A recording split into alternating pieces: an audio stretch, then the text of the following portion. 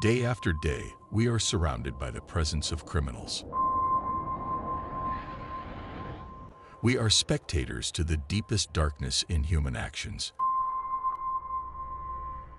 and the bizarre reality that someone's suffering can be a form of pleasure.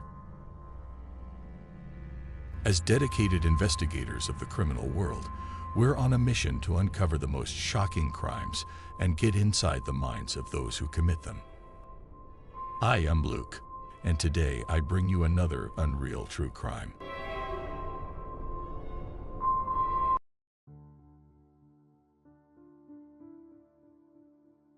The sad story of Juliette Le Droumaguet.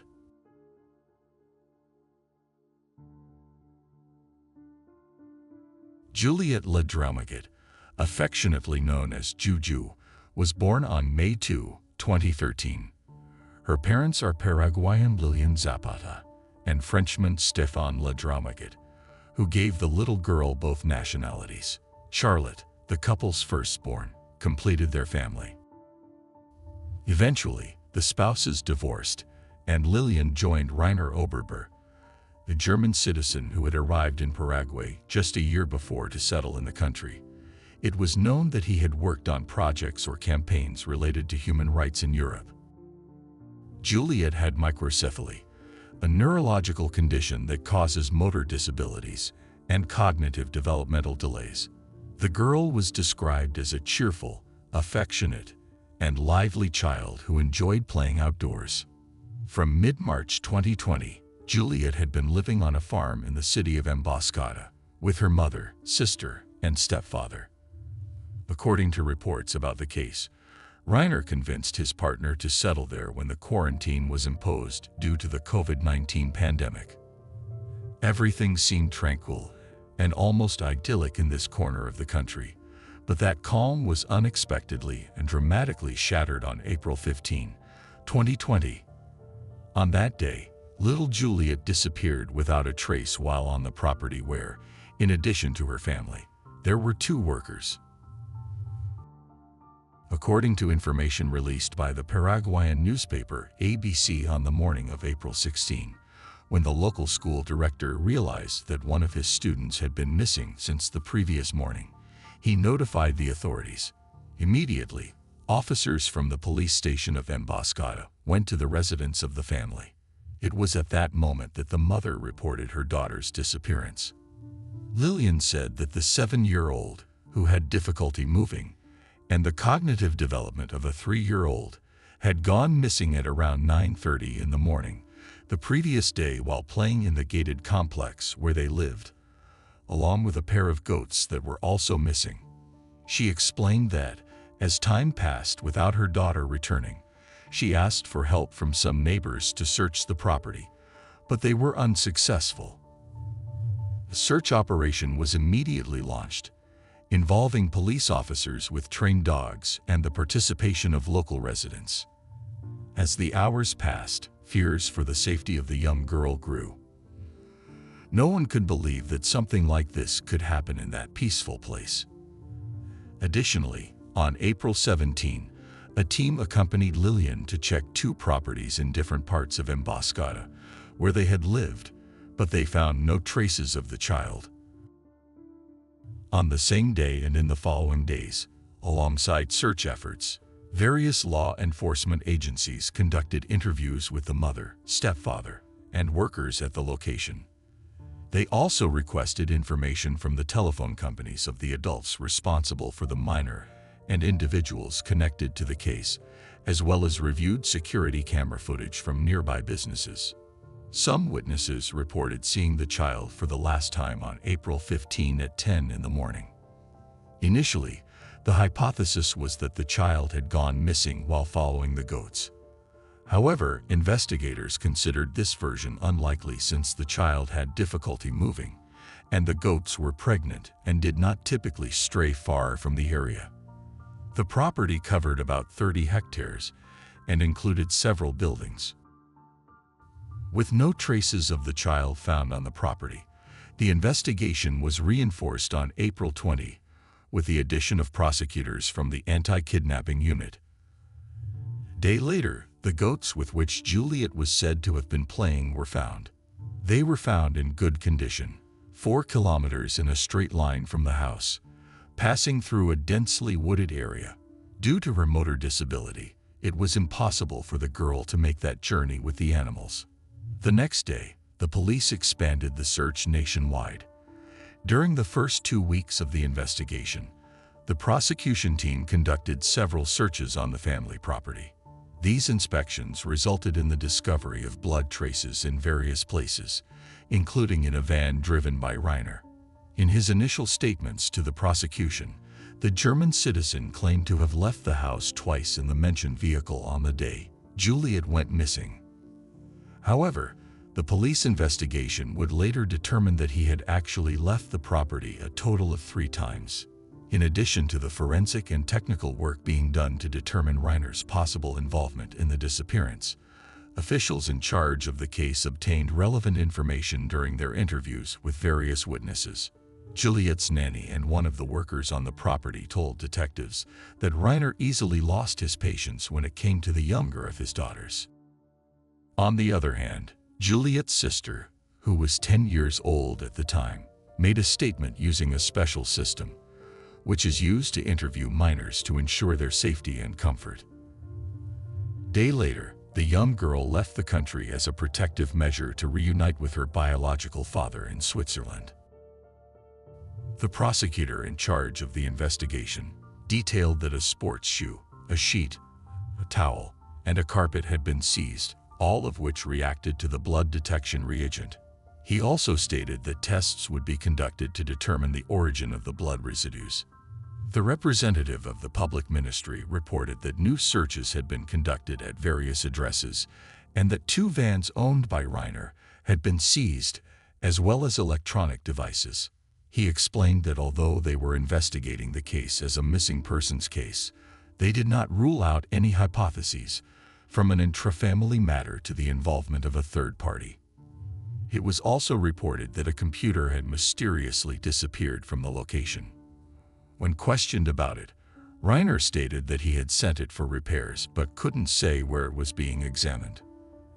As the investigations continued and knowing that the authorities considered them as suspects, Reiner and Lilian made a video offering a reward of approximately 10 million Paraguayan guaraníes, approximately $1,400 at that time's exchange rate, for any valuable information that would help them find the child. In the message, they expressed that they were deeply affected. The mother spoke directly to her daughter, saying that she missed her, as did her sister. She also explained that they were under restrictions because they were being investigated. As the days passed, Lilian and Reiner changed their initial version, which pointed to Juliette having gone missing. Instead, they now claimed that Juliette may have been abducted from the property and deprived of her freedom, a change in position that also raised suspicions among the authorities.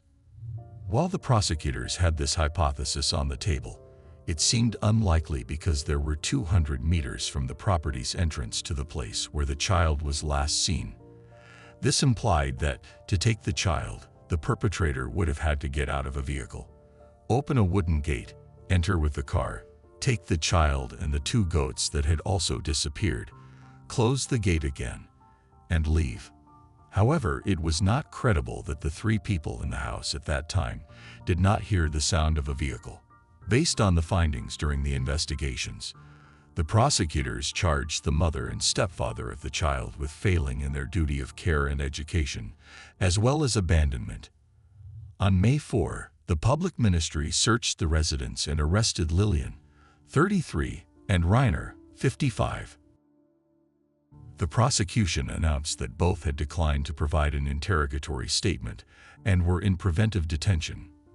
One of the figures who appeared in the media and pointed to Reiner as a suspected person was Rufino Zapata, Lilian's father and Juliette's grandfather. During a radio interview, he stated that the family had strong suspicions that his daughter's partner could not stand the little girl. While he clarified that he could not accuse, the information they had made them think that the German citizen could be linked to his granddaughter's disappearance. Furthermore, The young girl's grandfather said he believed that his daughter knew something about what happened to her granddaughter and was under pressure not to give details about the case. He also expressed that Reiner was a horrible person and he feared what he might do. In mid-May, during a video call interview, Juliette's biological father expressed his trust in the detectives and requested that a complete investigation, especially Reiner. He mentioned that since Lillian joined the German citizen, she had distanced herself from her family and only associated with his circle. He said that he did not distrust Lillian, whom he considered a loving and careful mother, especially with Juliette. Additionally, he mentioned that his other daughter had told him about a very serious matter. He said that further investigation was needed and that he had some suspicions about what might have happened to the little girl, although he didn't know who was responsible. He was certain that it wasn't an accident. According to him, his elder daughter told him about the day her little sister disappeared. The girl said that while she, her mother, and other people were searching for Juliette, Reiner remained seated in front of his computer the entire time. He added that during that day and into the night, Lillian and the little girl were searching for Juliette, but they didn't have the help they needed. While defending his ex-wife, he also suggested that, in his opinion, she was a victim and had no idea what had happened. The father of the child appointed a group of lawyers, including Oscar Tuma, to represent him. The attorneys filed a series of complaints against Juliette's stepfather, accusing him of deprivation of liberty and taking the life of his daughter. Oscar Tuma had collaborated several times with an organization which had been working since 2013 for the protection of children in Paraguay, especially those declared missing. Reiner insisted on his innocence, stating that he had nothing to do with Juliette's disappearance. On May 18, the police once again searched the Juliette family's property, but found no trace of the child. The police and the prosecution had already conducted a series of inspections, especially in places where German citizens who were part of Reiner's circle stayed. Electronic devices, closed-circuit recordings, and documentation were seized. A more intense search was also ordered, considering the possibility that the child might be found deceased. Some buildings were examined, and floors were lifted, but none of these efforts yielded results. The media covered the case, especially the differences of opinion between Juliette's father and his lawyer, Oscar, who announced in early June that he was stepping away from the case. According to him, his job was to find the truth, but his client's demands would not allow it. When asked about it, he added that Stefan's decision to side solely against Reiner went against his convictions. The lawyer took the opportunity to explain that, in his opinion, all the pieces of evidence pointed to both of them as responsible for the child's disappearance. Despite intense efforts, the lack of results from the various actions undertaken caused frustration among both the investigators and the child's grandparents. However, as time went on, and based on information contained in various seized devices during searches, detectives made discoveries that changed the course of the investigation. On July 23, the prosecution expanded the charges against Juliette's stepfather to include possession of child sexual content. In a press conference, the investigators revealed that, after analyzing 80,000 photographs contained in the seized electronic devices, they found adult material and intimate images of Juliette and her sister. According to the prosecutor, they had indications that the stepfather of the minors had captured the images. The established truth concept dictates that the person who took the photograph is considered the alleged perpetrator. This was articulated in the reasons for the charges against Reiner, as the images were found on his cell phone. Early the following year, the prosecutor in charge of the case declared that the investigation into Juliette's disappearance was getting closer to the truth. However, 2 months later, the case remained unsolved, and a decision by the main suspect came as a surprise. On March 17, 2021, The child's stepfather offered 350 million Paraguayan guaraníes, approximately $44,600 at the exchange rate of that time, for information about Juliette's whereabouts. Through the lawyers who made the announcement, Rayner insisted on his innocence and claimed that he or the kidnappers of the child could have entered the property through the rolling gate or from the neighboring property. On that occasion, he defended the mother of the missing child, who was also being held against her will, and criticized the justice system, stating that he never imagined that the truth could be suppressed for so long and that judges and prosecutors were trampling the law. The following month, just before entering a hearing to provide an interrogatory statement, the German man made statements pointing to Rufino, Juliette's grandfather, and urged journalists to investigate his partner's father. "If you want to investigate a bit, I'll give you a clue. Approach or ask Juliette's grandfather, who always says he knows more. And maybe he does know more than he says. And all I can tell you is that angels will become demons, and demons will become angels," he said. Rufino reacted to the accusations made by the main suspect in the case, stating that these accusations were part of a strategy by the lawyers. He also called on the prosecutors to follow him wherever they wanted and reiterated that his family was available for cooperation. In that context, he also mentioned that he had lost contact with his daughter months ago and emphasized that, in his opinion, she must know something about what happened to his granddaughter. While awaiting trial, an appeals court granted Lilian limited freedom of movement. On September 24, 2021, Lilian Zapata was sentenced to 6 years in prison for failing in her duty of care and abandonment of her daughter. Despite the guilty verdict, she remained free pending the confirmation of her sentence. In the case of Rayner, unlike his partner, he was acquitted of these same charges.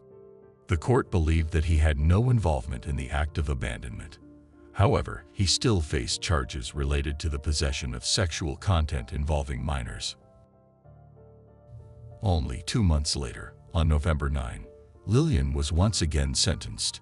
She was given an additional 2 years of imprisonment with the suspension of the sentence's execution, after being found guilty of contempt of a court order.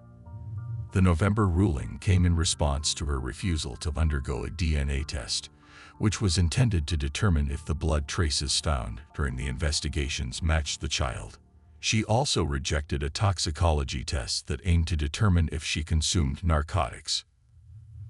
"I don't know. The prosecution never informs me of anything. They never communicated with me. From jail, I did everything for them to investigate, even sent a letter to the French embassy. All I ask is that they search for and find my daughter." Lilian refused, arguing that it was her body, and she wouldn't give consent for the tests. Before the end of 2021, the court revoked the decision to keep Rayner in preventive detention.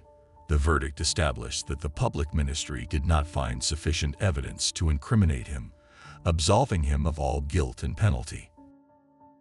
In an unexpected turn of events, a video posted on a popular social network on May 31, 2022, showed a girl on the streets of Ecuador who appeared to have the same characteristics as young Juliette. The recording was apparently made in public by 2 foreigners. When asked about it, officials from the public ministry confirmed that the girl in the video seemed to be Juliette, but provided no further details to protect the ongoing investigation. Nevertheless, it was announced that a technical verification of the content and origin was being conducted. This information led Stefan to request a copy of the Swiss documents to travel to Ecuador to verify if the girl in the video that circulated on social media was Juliette. His request led to an incident at the airport, during which his older daughter, after visiting her mother in Paraguay, was detained by airport authorities when she was about to return to Europe. It was reported that officials found her missing sister's documents among the girl's belongings.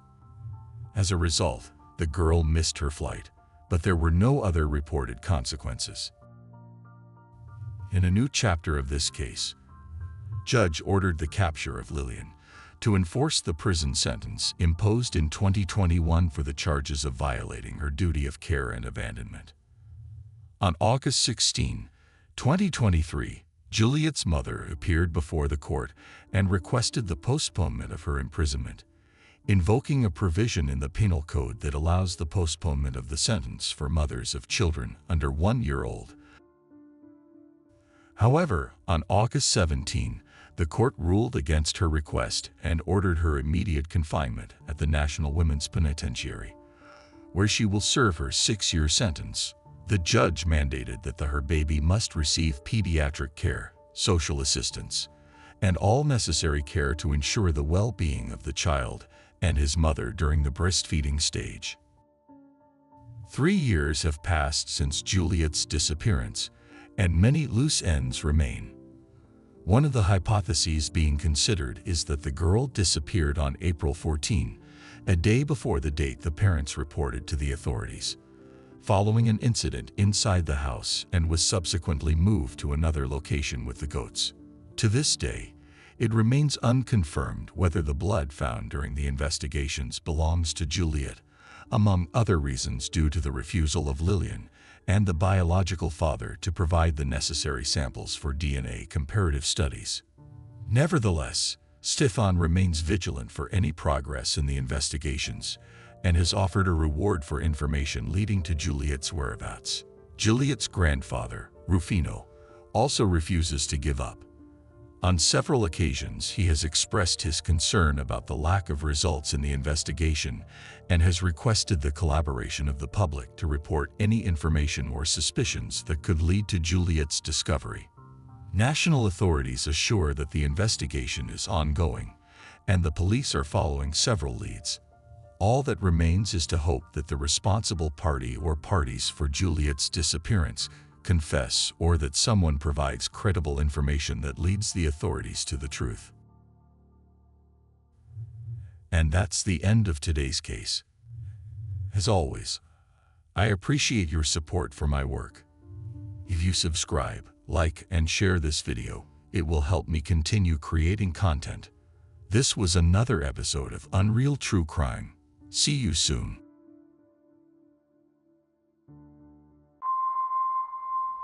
Day after day, we are surrounded by the presence of criminals. We are spectators to the deepest darkness in human actions and the bizarre reality that someone's suffering can be a form of pleasure. As dedicated investigators of the criminal world, we're on a mission to uncover the most shocking crimes and get inside the minds of those who commit them. I am Luke, and today I bring you another Unreal True Crime.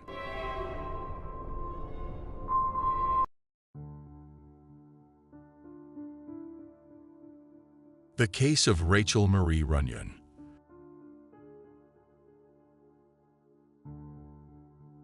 The story of Rachel Marie Runyon began on June 23, 1979, when she was born in the serene landscapes of Weber County, Utah, United States.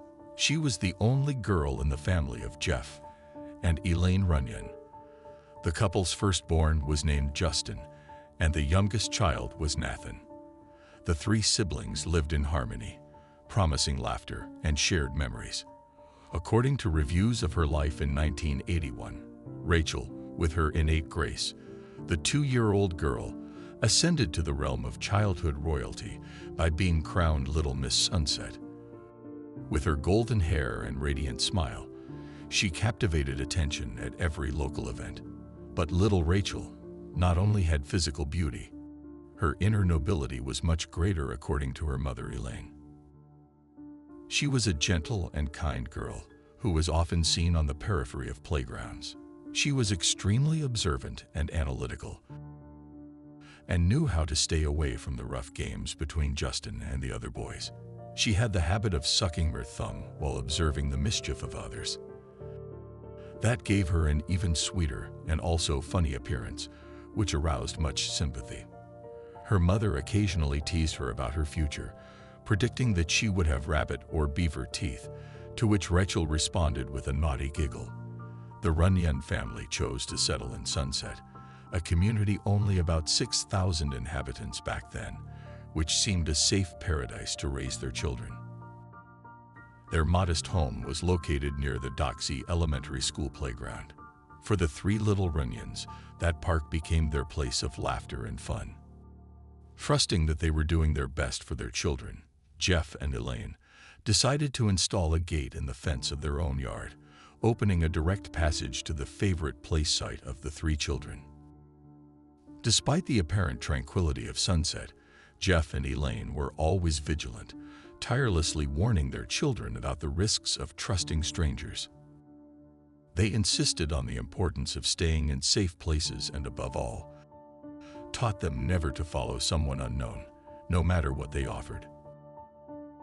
Their commitment to their children's safety was unquestionable. In the late morning of August 26, 1982, 3-year-old Rachel, her brother Nathan, and the eldest 5-year-old Justin asked their mother for a simple request. They wanted her permission to go to the playground of Doxey Elementary School, less than 5 meters from their home. Although Elaine had always been cautious about letting her children play without her supervision, the proximity of the playground and the need to finish preparing lunch led her to agree to the request. As no precautions seemed excessive to her, the mother watched them from the kitchen window while preparing food. However, when lunchtime came around at approximately 12:55 p.m., only Nathan and Justin returned home. The voice of little Justin trembled as he told his mother what had happened moments before. He described how a young man had forcibly taken Rachel from the park. The man first attempted to lure all three children, promising ice creams and chewing gums from a nearby store. While playing in the open air, the man approached them, trying to persuade them to get into his car, claiming to have the gum-flavored ice cream they longed for. In hell innocence, Rachel mentioned her favorite ice cream flavor, and Justin, acting as the protective older brother, warned his sister not to pay attention to the stranger's offer. Then Rachel started to walk away, but the man was quicker, roughly grabbing and carrying her over his shoulder, silencing her screams as he took her to his vehicle. Justin and Nathan, paralyzed by fear, hadn't fully recovered when their mother called them to eat. Instantly, Elaine found herself in the midst of her worst nightmare. With her heart racing, she hurried to the store the man mentioned, questioning employees and shoppers with heartbreaking urgency. However, her inquiries yielded no results. No one remembered seeing Rachel or the man.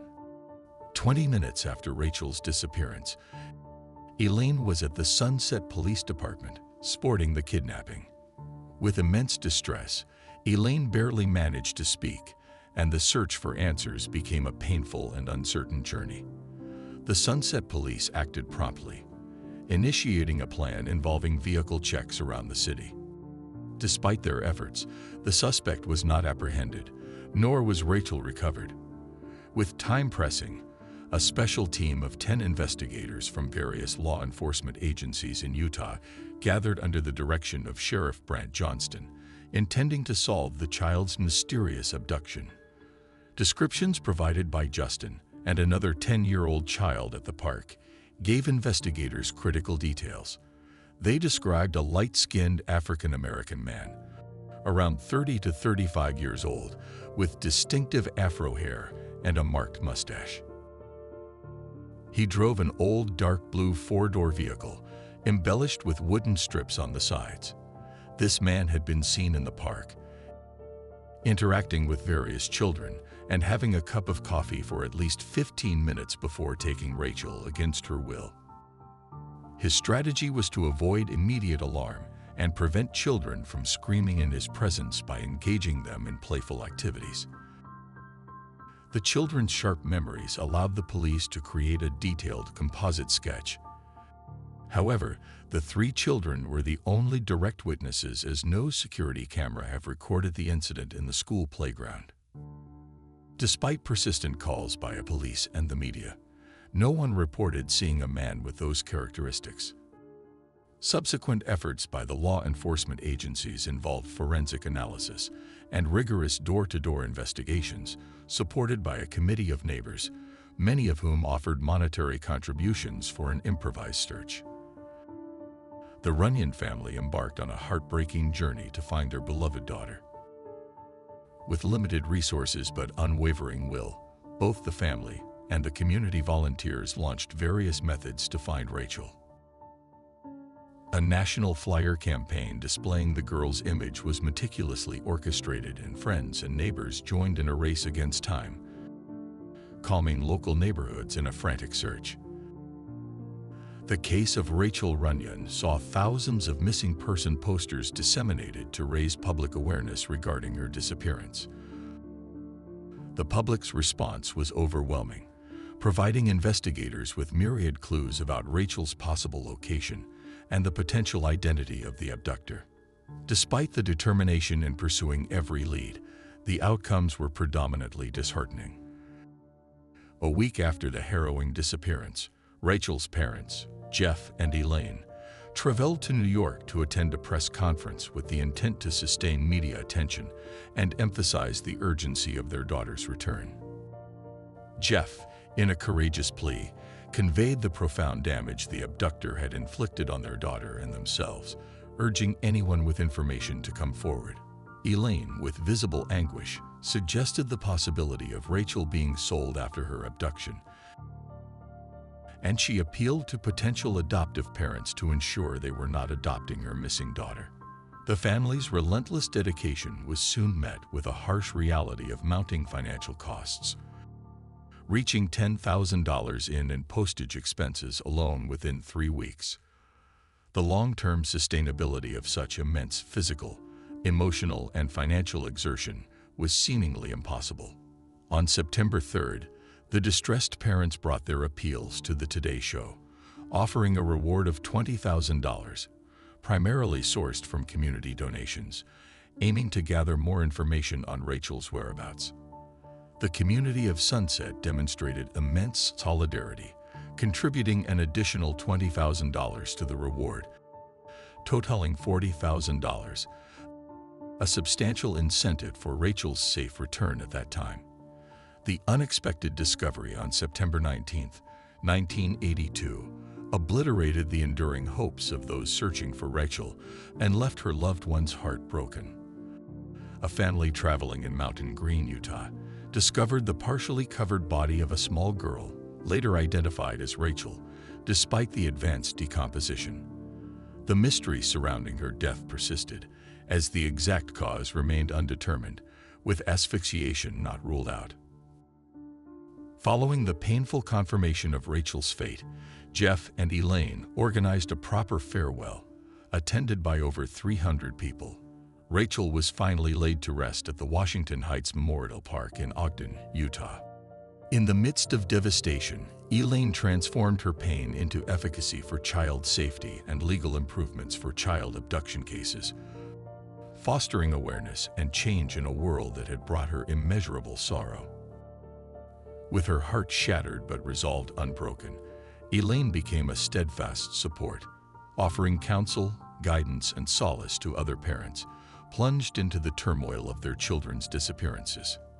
As accounts of this case highlight, Rachel's legacy surpassed her individual tragedy. Her kidnapping and the horrifying manner of her death echoed through the halls of power, serving as catalysts for substantial change.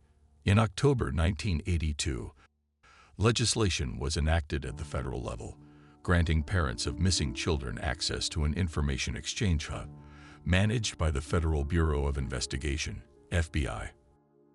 This hub began accumulating and archiving fingerprint and blood-type records of over 300,000 children from Utah, aiming to forge an indispensable resource in combating child abductions. It may seem grim to assert that the agonizing loss of Rachel to an unapprehended abductor wasn't futile, but that is indeed the case.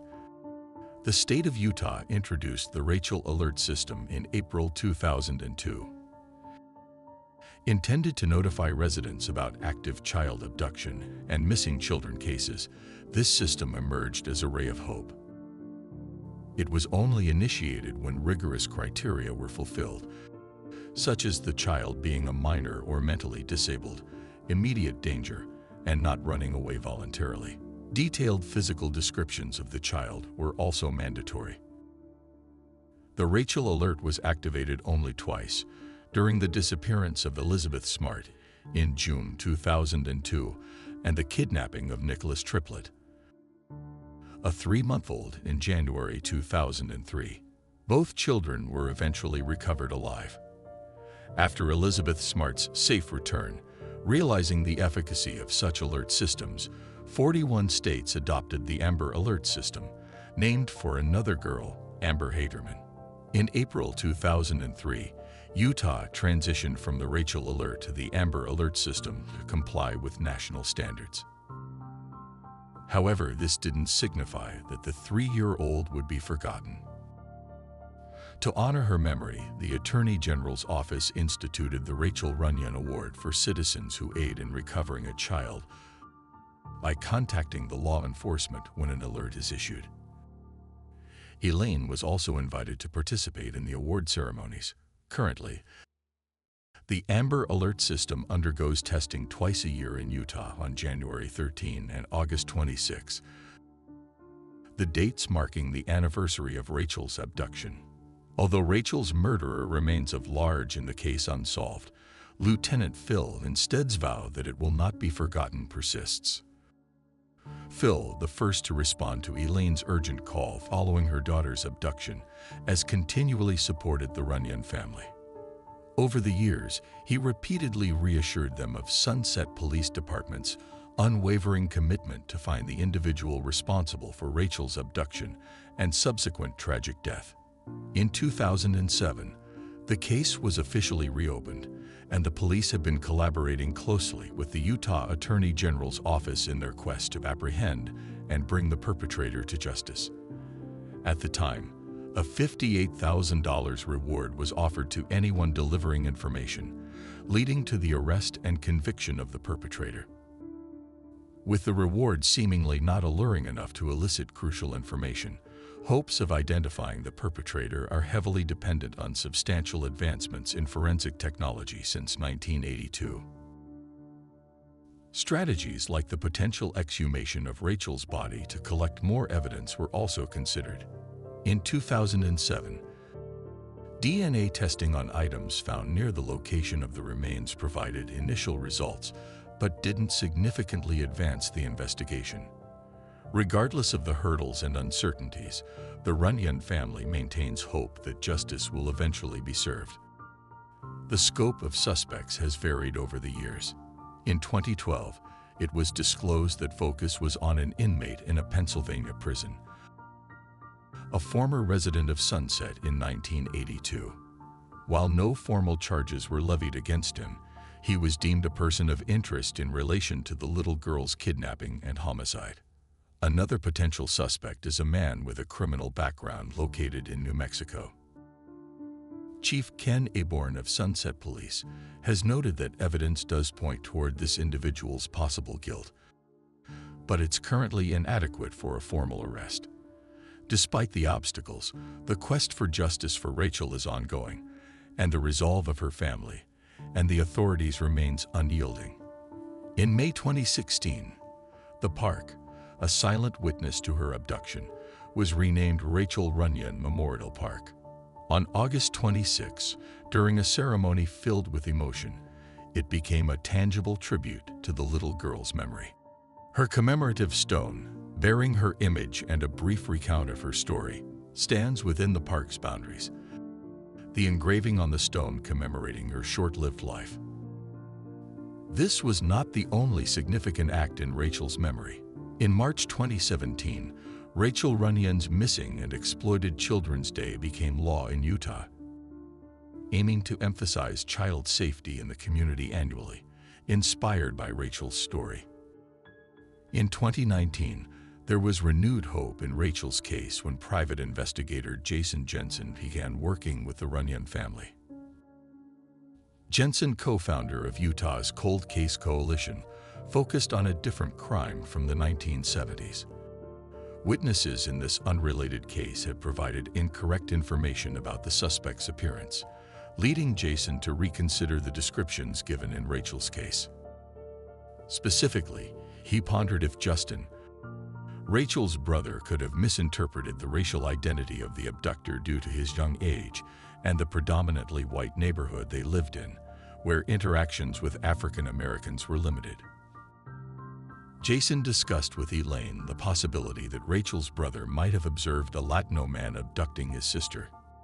Justin never associated the abductor with being African American. He remembered him having a dark complexion and a distinct mustache with a gap or separation in the middle.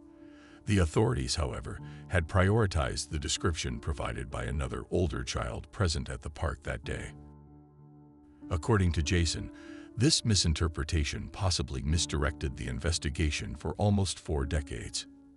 Correcting this information brought the possibility of identifying a new person of interest, bringing the case closer to a possible resolution.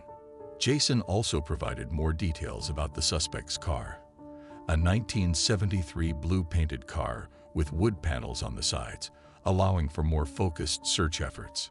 Soon after the release of the updated sketch of the suspect, a woman came forward with a promising lead stating that her uncle, who had a history of sexual assault and abuse and was in and out of prison, resembled the sketch.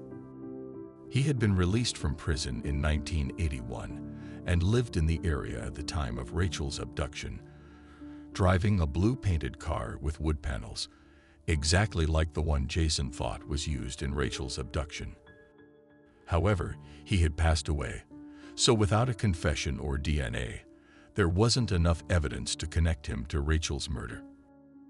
While the police allegedly took a DNA sample from his daughter to compare with the evidence collected in 2007, the results have not been disclosed.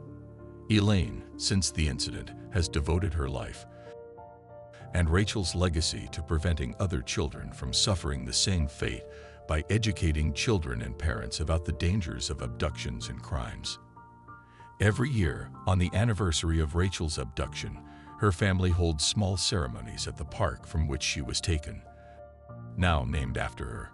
The case remains unsolved, and these events are used to urge the community to approach the Sunset Police if they have any information about her disappearance or the perpetrator's whereabouts. Well, that's all for today's case. As always, I appreciate your support for my work. If you subscribed, hit the like button and share this video. It will help me continue creating content. This was another episode of Unreal True Crime. See you soon. Day after day, we are surrounded by the presence of criminals.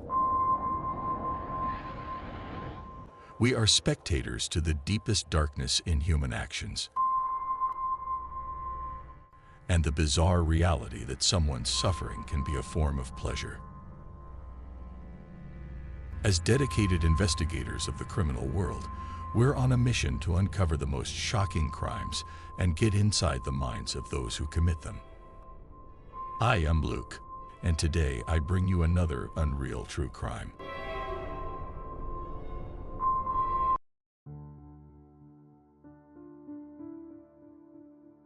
The horrible story of Marlene Warren.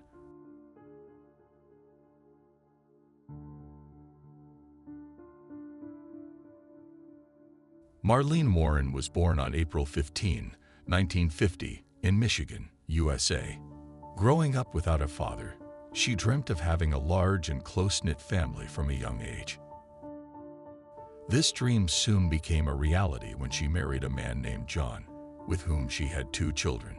However, years later, the family faced an unexpected tragedy when John suddenly passed away from an illness, leaving Marlene alone with her 2 young children.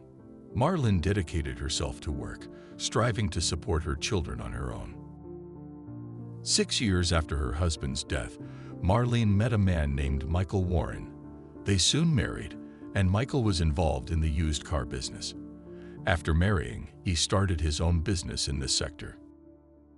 By this time, Marlene was earning good money and chose to invest in Michael's business, also assisting in its management. The business thrived, and the couple expanded it, buying several properties to rent out, improving their financial situation significantly. The family moved to Wellington, a luxurious suburb of Miami, where they bought a large house. Although their life seemed almost perfect, another tragedy struck in 1988 when Marlene's eldest son died in a car accident, deeply affecting her and her younger son, Joseph. After her son's death, Marlene considered selling the rental properties. While the business was profitable, it was also a constant source of worry. Issues with tenants not paying rent or losing their income were common, and Marlene, being kind-hearted and empathetic due to her own past struggles, found it difficult to evict people. However, she and Michael couldn't afford to let people live in their properties for free. Eventually, Marlene wanted to get out of the business to avoid these moral dilemmas. 2 years had passed since her son's death, and the family was beginning to recover and return to normalcy.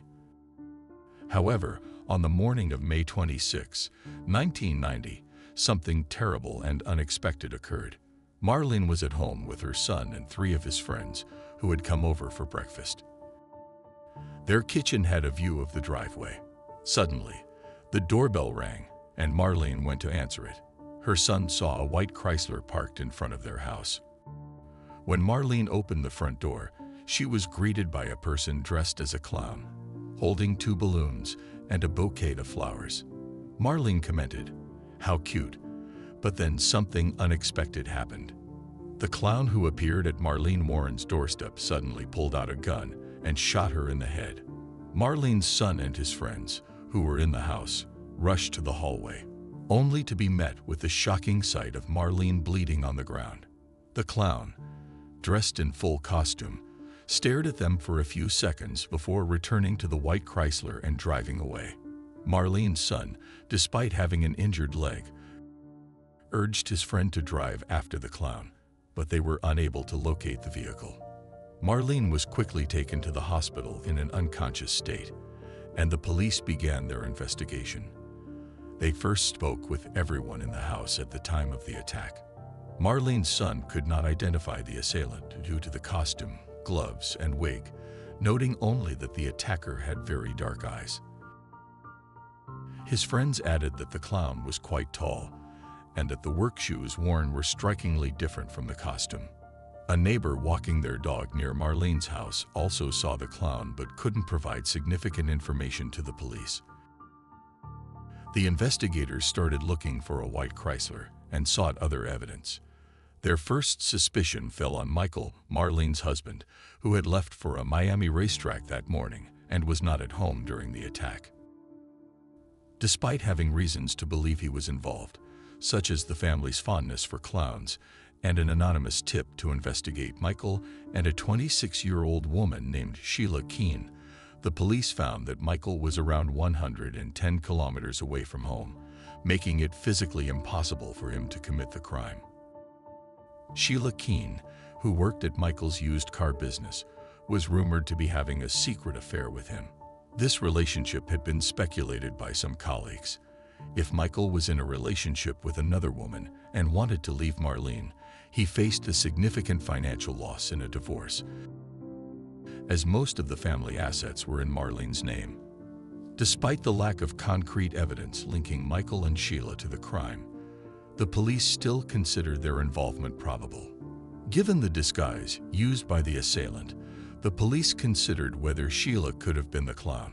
Witnesses couldn't confirm the attacker's gender, and Sheila was known for her assertive character.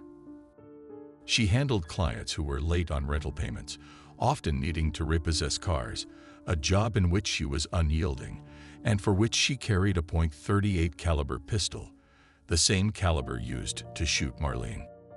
After the bullet was removed from Marlene's head, it was determined to be from a .38 caliber gun, raising further suspicions about Sheila's potential involvement in the crime. The police revisited Sheila Keene to inspect her firearm, but Sheila claimed that her gun had either been stolen or lost months before Marlene Warren's shooting, leaving the detectives with no solid leads. During their investigation, they learned that Sheila was divorced and that after leaving her husband's house, Sheila moved into a rented apartment, and there were suspicions that Michael Warren, Marlene's husband, was paying for this accommodation. An interesting discovery awaited the police in their investigation regarding the whereabouts of the clown costume, balloons, and flowers used in the crime. 2 days before the attack on Marlene, a woman had entered a costume shop near Sheila's apartment. The shop was closed at the time, but the woman insisted on being served. She urgently requested a clown costume, a wig, face makeup, and a red nose. Despite being told to return the next day as the shop was closing, the woman persisted, and the employees eventually sold her the items. There were no surveillance cameras in the store, so the police had to rely on the employee's verbal description of the woman, who they described as tall and thin with dark hair. When shown photographs by the detectives, the employees indicated that the woman resembled Sheila. The investigation also traced the balloons and flowers to a supermarket located about 1 kilometer from Sheila's apartment. The seller reported that a woman matching the description given by the costume shop employees had purchased these items just a few hours before Marlene was shot. He added that the customer behaved rudely and somewhat masculinely. 2 days into the investigation, on May 28, the police were informed that Marlene had succumbed to her injuries, and the case was reclassified as a murder. The detectives continued their investigation, seeking more evidence against Sheila. They obtained a warrant to search her apartment. Concurrently, they received a tip about a white Chrysler parked 13 kilometers from Marlene's residence. Upon inspection, the investigators confirmed it was the same vehicle driven by the assailant. Inside, they found long dark hairs and orange fibers that appeared to be from a clown wig. During a search of Sheila's apartment, the police found identical orange particles and work boots that matched the description given by witnesses, similar to those worn by the clown. However, due to the absence of routine DNA analysis at that time, all the evidence against Sheila was circumstantial, which could lead to her acquittal in court.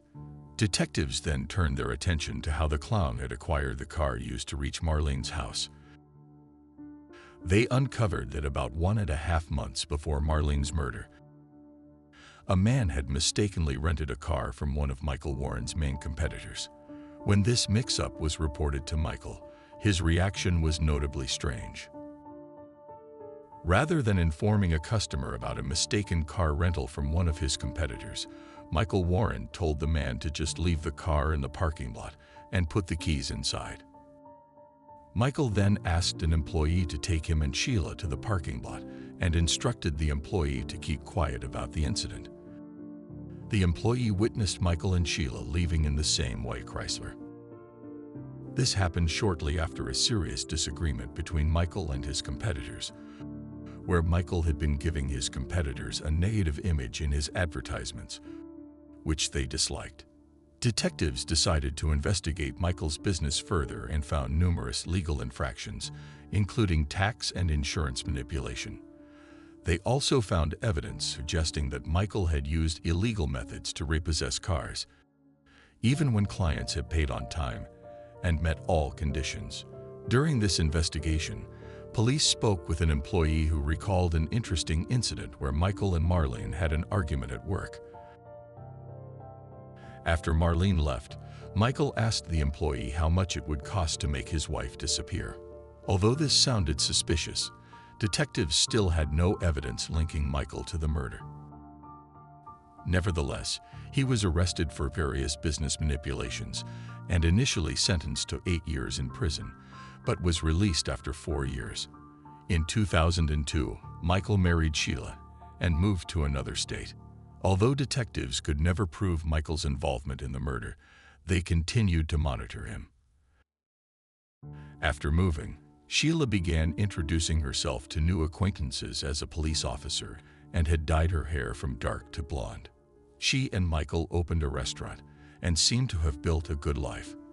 However, rumors began circulating among their employees that Sheila had murdered Michael's ex-wife. Apparently, an employee stumbled upon information about the crime and discovered that the police had suspected them. Still, without definitive proof, the case remained unresolved until it was reopened in 2013. A new investigative team requested a re-examination of all available evidence, as DNA testing and other forensic technologies had significantly advanced since 1990.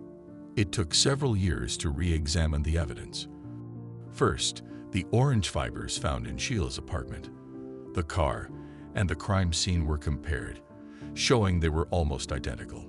The most significant lead came later when experts took DNA samples from several hairs found in the white Chrysler and compared them to Sheila's DNA, which matched perfectly.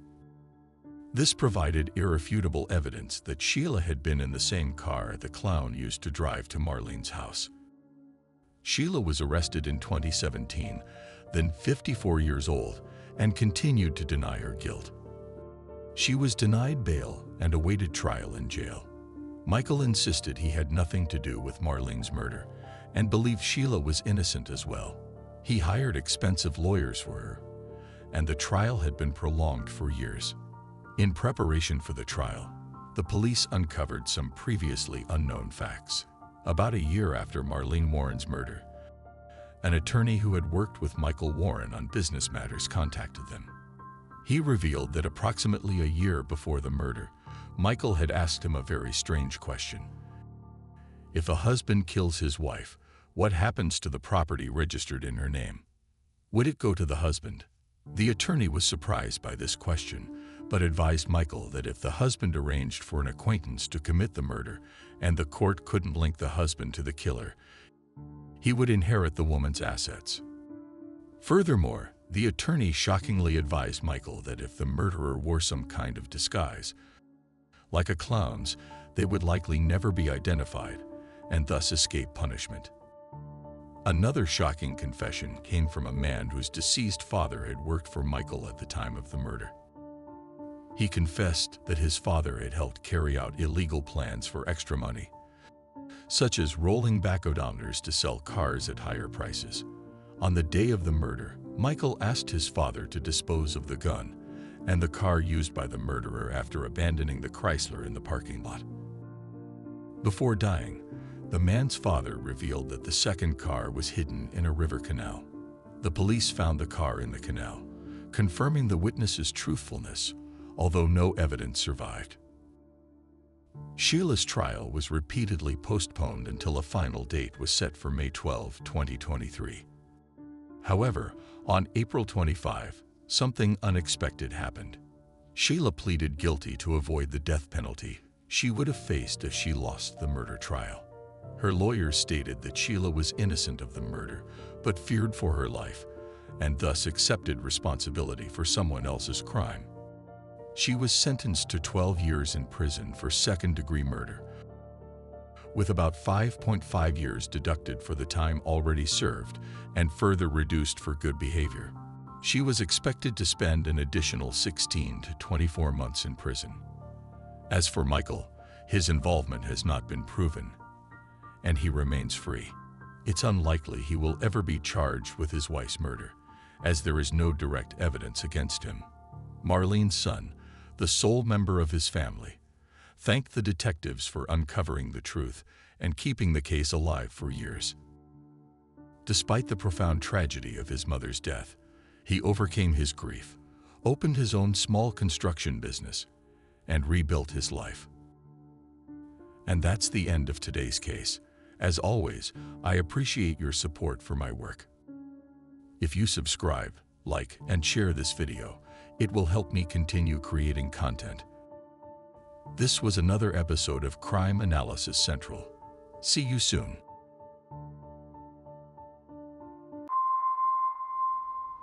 Every day we coexist with evil. We witness the darkest side of human behavior. The suffering caused by one individual to others is something inherent in our society. As dedicated investigators of the criminal world, we're on a mission to uncover the most shocking crimes and get inside the minds of those who commit them.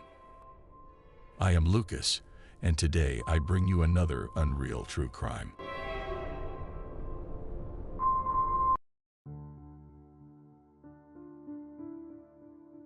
The West Memphis 3 case.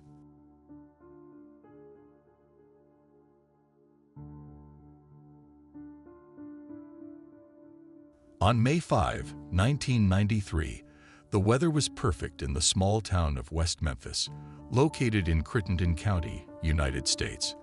The 3 8-year-old friends were getting ready at their homes to go out and play. The boys had met at Weaver Elementary School, and what brought them together was the local scout group, where all 3 had reached the rank of novice scouts. First, there was Stevie Edward Branch, born on November 26, 1984, the son of Stephen and Pamela Branch. His parents had divorced when he was young, and later his mother married Terry Hobbs. Years later, the family expanded with the birth of his younger sister.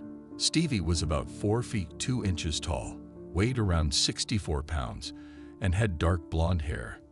He was an honor student with a promising future, but at that moment, he was just a child.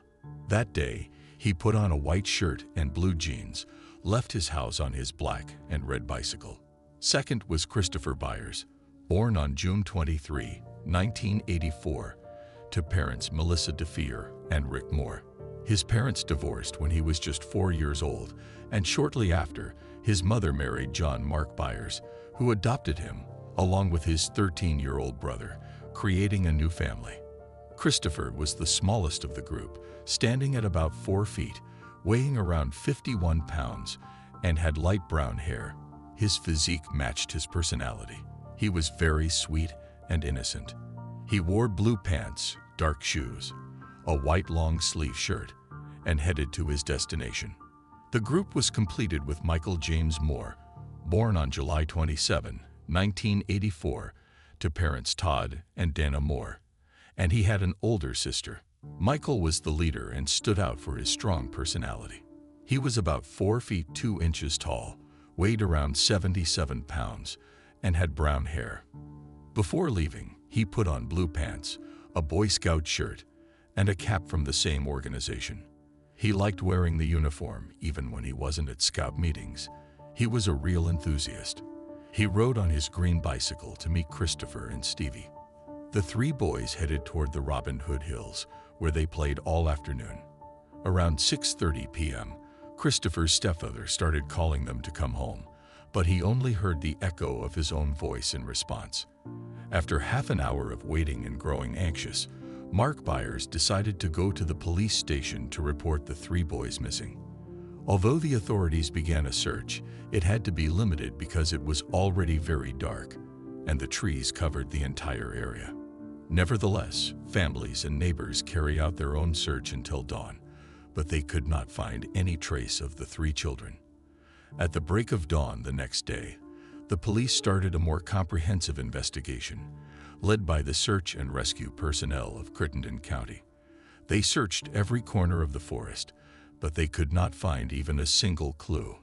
Around 1:45 in the afternoon, just when they thought all hope was lost, they reached the Robin Hood Hills, the wooded area where the boys had last been seen. Officer Steve Jones spotted a black shoe floating in a creek, leading to the largest drainage channel in the hills.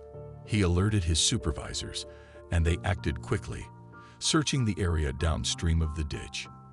There, they encountered the most shocking sight of their lives.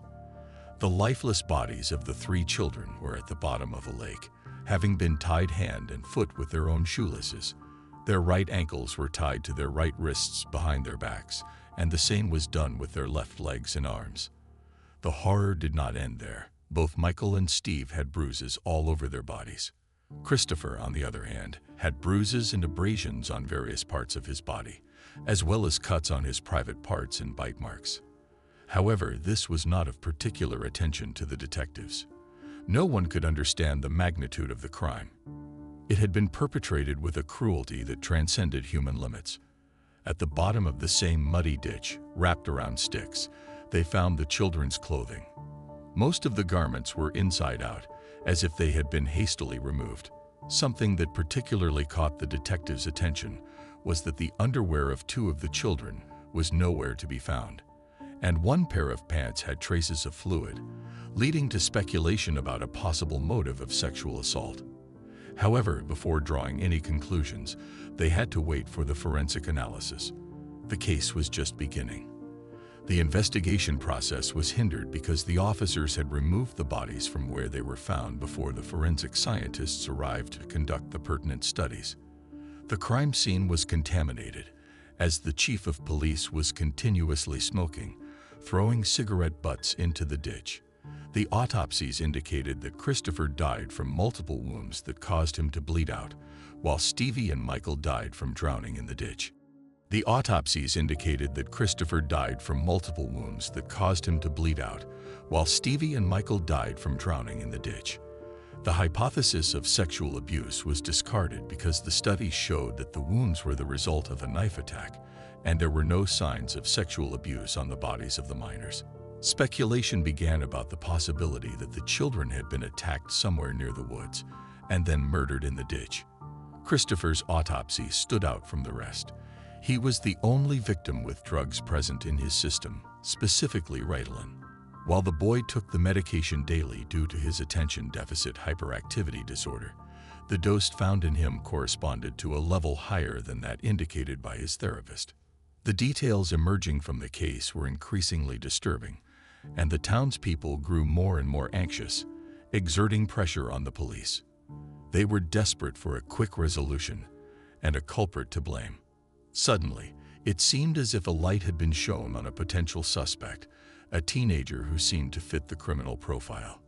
His name was Damien Eccles. He was 18 years old and had a substantial record of minor offenses, such as vandalism and theft. He had dropped out of high school and had been institutionalized due to mental health issues. The police, who had been speculating for some time, saw him as the perfect scapegoat. Eccles was always attracting too much attention with his heavy metal band fandom, his interest in pagan religion, his dark clothing, and his black hair, making the townspeople feel scandalized whenever they saw him. His family, being from a lower social class and having had interactions with social services on several occasions, was also known to the police. On May 7, 1993, Eccles was interrogated for the first time. He denied knowing the 3 murdered children or having anything to do with the case. He even agreed to a polygraph test, which suggested that he was innocent. However, prejudices persisted, and there was no concrete evidence against him. Despite this, the media and the entire town had already deemed him guilty. Public opinion alone was not enough to close the case. The manager of Bojangles, a local restaurant, contacted the police for the second time that week. After seeing the case on television, he believed there might be a connection to an incident that had occurred at his restaurant on May 5th, near where the bodies were discovered. At 8:40 p.m. on the day of the children's disappearance, he had called the West Memphis Police Department to report a strange incident. A man with brown hair had entered the restaurant, covered in blood, with muddy feet, a bruised arm, and appearing disoriented. He had then gone into the women's bathroom. A few minutes later, the man left the restaurant, and the employees discovered blood smeared on the walls of the bathroom. Officer Regina Meek responded to the call, speaking to the manager through a drive-through window. She didn't seem particularly concerned about the information and left without checking the bathroom. After the manager's second call, Detective Bryn Ridge and Sergeant Mike Allen returned to the restaurant, this time with a more proactive approach. They collected scrapings of the blood from the bathroom wall, but did not bother to question the other employees about the incident. The scrapings were never sent to a crime lab for analysis and were later declared lost. The lead was dismissed because the prosecutor argued that it was completely absurd to think that the person who committed the murders and took great care to hide the bodies, clothes, and bikes of the children would enter a public place covered in blood. Moreover, the injuries would have made it very difficult for one person to have killed all 3 boys alone. The police were desperate for someone to bear witness to the crime that they believed Eccles had committed. They interrogated Jesse Miskelly Jr., a 16-year-old with a mental disability, for 12 hours without the presence of his parents or an attorney. After numerous twists and turns, Miskelly implicated himself, Eccles, and Jason Baldwin in the crime, despite not having any connection to Eccles. However, his statement was inconsistent with the forensic evidence, as he described the boys being tied up with an industrial rope, whereas they were actually bound with their own shoelaces. Within a few hours, Miskelly retracted his statement, even providing an alibi that he was in another town watching a wrestling match on the night of the murders. But it was too late. The police had what they needed: 3 perfect suspects, capable of creating 3 distinct knots to subdue the victims, just as the crime scene suggested. The media frenzy that ensued portrayed the 3 suspects as guilty, further fueled by the satanic panic phenomenon sweeping across the United States at the time, where heinous crimes were often associated with devil worship and the resurgence of cults. The West Memphis authorities crafted a strong narrative against the 3 young men, labeling them as outcasts who had committed the murders as part of a satanic ritual. When Eccles' home was searched, a book with a pentagram on the cover was found. The police saw this as sufficient evidence to claim that the 3 teenagers were involved in a black magic cult, shaping the narrative they wanted to impose on the public consciousness. People began to come forward claiming they had seen Eccles near the crime scene. Detectives managed to interview 2 girls aged 12 and 15 who claimed they had heard Damien confess to the murders. An anonymous statement claimed to have seen Eccles covered in mud on the night the children disappeared. However, the real lead was provided by a woman named Vicki Hutchison. She said her son Aaron, who sometimes played with the 3 young victims, had seen strange things in the woods. Nonetheless, her statement was dismissed due to its lack of solidity. Vicki didn't give up and provided a second statement in which she claimed to have seen the teenagers performing a ritual, which later turned into debauchery, on the same night that the victims disappeared. She alleged that the teenagers had abused the boys. However, there was no evidence of this on any of the bodies, and her testimony was extremely odd. Vicki committed to gathering more evidence and invited Damien to her home for a conversation. She hid a microphone and recorded every second of their talk. However, the young man didn't say anything that could be used against him. Frustrated by the lack of evidence, the police stated that the tape was inaudible, but didn't prove Eccles' innocence under any circumstances. Both he and Jason were arrested on June 3 of that same year. Jesse Miskelly Jr. was tried separately from the other 2 accused, providing several statements that did not match the facts narrated by the prosecution. The trial was heated, and an expert on false confessions stated that the young man had suffered from police coercion. They had taken advantage of his mental condition to tell him a version of the crime, and he ended up believing it. However, none of this was taken into account when delivering the sentence. On February 5, 1994, Miskelly was convicted of 1 count of first-degree murder and 2 counts of second-degree murder. Although he avoided the death penalty, the judge sentenced him to life imprisonment plus 40 years. The trial of Eccles and Baldwin was as scandalous as their companions. Evidence used included Stephen King books, black metal band flags, and song lyrics written on the walls of the accused rooms. The verdict was emphatic. The young men were part of a satanic cult and had murdered the children to carry out a ritual. Fibers and a knife found by divers in a lake behind Baldwin's house were also presented as evidence. However, it couldn't be proven that any of these items belonged to the accused youths. It was circumstantial evidence, and they were not given the right to appeal. Much of the evidence that the defense attorneys hoped to present was excluded by the judge. Eccles was sentenced to death by lethal injection for being the mastermind of the crimes, while Baldwin was sentenced to life imprisonment.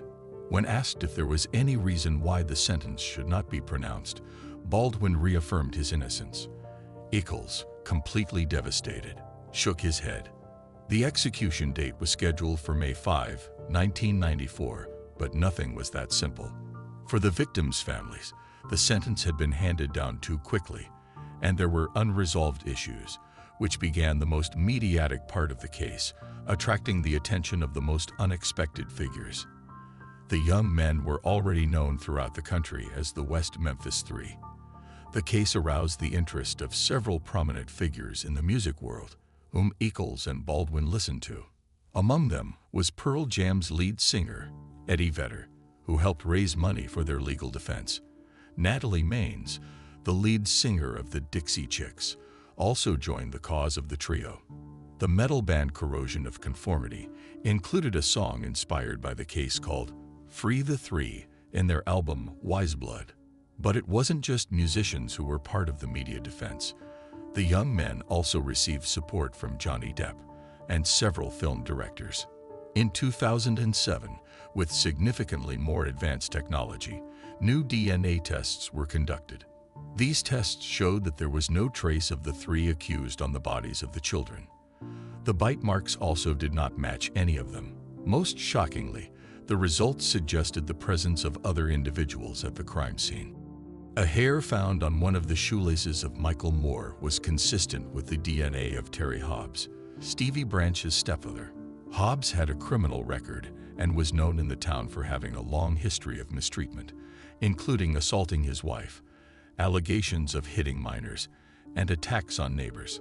Another hair found near the crime scene on a tree stump was consistent with the DNA of a friend of Hobbs, named David Jacoby. Both claimed to have been together on the night of the murders. Hobbs emphasized that he believed the guilty parties were already behind bars. However, 3 witnesses presented sworn statements claiming they saw Hobbs with the children on the night they disappeared.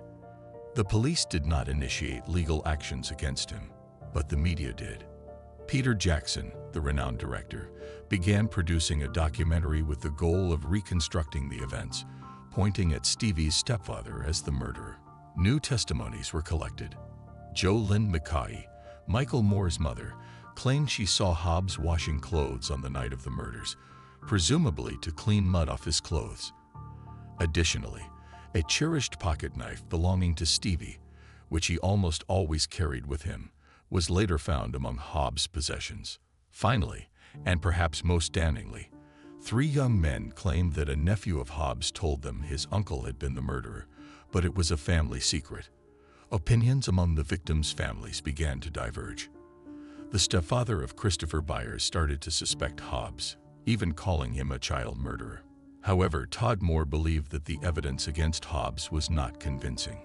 He pointed out that his son spent a lot of time at Stevie's house and could have easily picked up a hair with DNA on his shoelaces on one of those occasions. The tipping point came with the reappearance of Vicky Hutchison, who admitted that she had agreed to collaborate with the police in exchange for a $30,000 reward. She was supposed to provide false information to implicate Eccles. This revelation indicated it was time to redeem the West Memphis Three. In 2010, 17 years after the crime, the Arkansas Supreme Court ordered that the DNA evidence must lead to a new trial. The West Memphis Three reached an agreement with the prosecution, adhering to the Alford plea, which allowed them to assert their innocence, while acknowledging that the prosecution had enough evidence to convict them.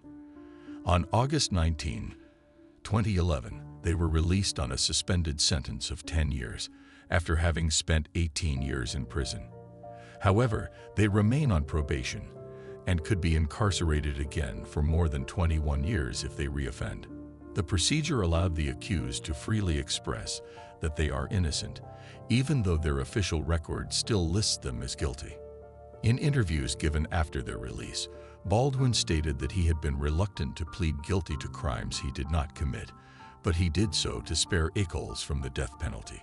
Although the families of 2 of the victims came to believe that the trio was innocent, a spectator shouted "murderers" at the 3 as they left the courthouse. It would be very difficult to undo the scandal that the West Memphis police had constructed. In a press conference, the 3, now adults, stated that their main concern was clearing their names. In 2013, a new version of the story emerged from Billy Wayne Stewart, a self-confessed drug dealer, and Benny Guy, a convicted felon. The story was not firsthand, but had reached them through Buddy Lucas, a teenager from the town. On May 5, 1993, Buddy had gone out with Terry Hobbs, David Jacoby, and his friend John Mark Byers to buy marijuana from Stewart. They then got into Hobbs' truck and drove around the city, smoking and drinking whiskey. They reached a wooded area, and at that moment, Hobbs asked the two teenagers to get out and fight while he and Jacoby watched in a fetishistic act. It was unclear whether this led to any intimate activity. During the course of that afternoon, Christopher Byers, Michael Moore, and Stevie Branch appeared on their bicycles. Upon realizing they were witnessing something they shouldn't, they decided to leave, but it was too late. Hobbs shouted at his companions to stop the boys, while Jacoby hit one of them. That's when the attack occurred, resulting in the mutilation of Christopher's genitals. The other boys had seen too much, so they decided to kill them all. The clothing and bodies of the boys were collected and dragged to the water, and their bicycles were thrown into the swamp. According to Stewart, when he tried to call the West Memphis police investigator to tell him Buddy Lucas' story, he didn't even bother to return the calls. These statements are public knowledge, but the case remains closed. It is unclear if the authorities prefer to leave the case as a collective myth rather than seeking true justice for the victims and their families. And well, that brings us to the end of today's case. As always, I appreciate your support for my work. If you subscribe, like, and share this video, it will help me continue creating content. This was another Unreal True Crime. See you soon.